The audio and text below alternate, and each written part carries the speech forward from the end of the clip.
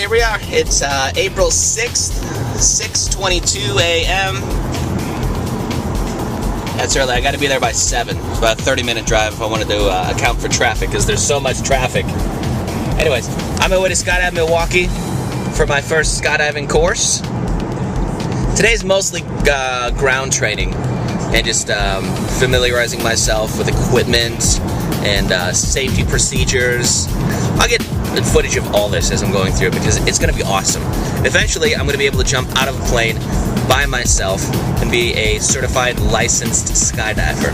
That's a Class A license, which, if I don't repeat any jumps, that's 25 jumps total. And then I can just go anywhere I want in the world, show them my card, boom, I'm a skydiver, let's go. Jump out of the plane. It's great. I can't wait, and this is like the first part of the journey. So, day 1. And I'm here.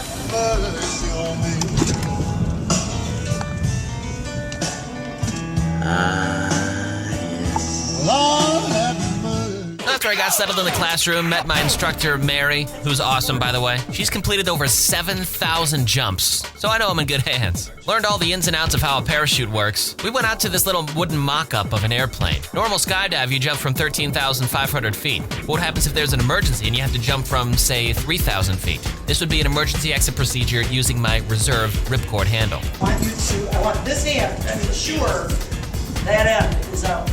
What she's referring to right there is called clearing your cables, to make sure that your cables come all the way out. We're having an aircraft emergency. Wait! The guy in front of you's going. Okay, go ahead. So here's an emergency exit using your reserve parachute.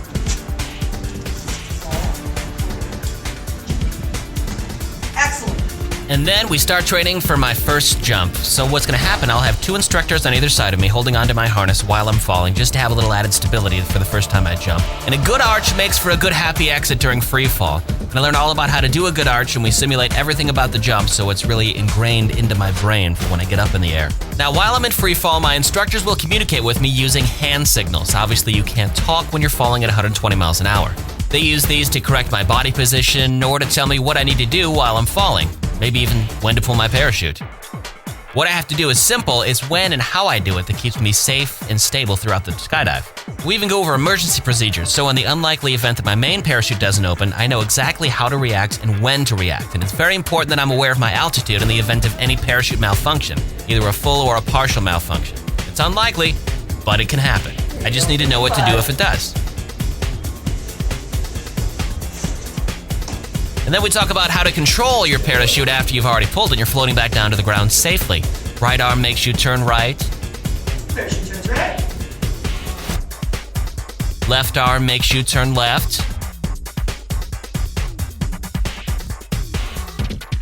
Both arms can make you go slower and slow your airspeed, or you can do what's called a flare, which creates an updraft for when you land.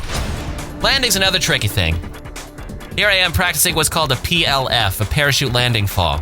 Sometimes if you do it right, you could land standing up, but if you have to fall, you want to make sure you don't fall and break anything. So you want to land on the meaty, fleshy parts of your body, like your calf and your side. How about that rad tie-dye jumpsuit, huh? So that's it for day 1. All the ground training done. I passed the exam. So now I just have to get up there and do it and see if I can really do it. Can't jump today. It's too cloudy. There's too many orange barrels. So I'll come back tomorrow, see how it goes.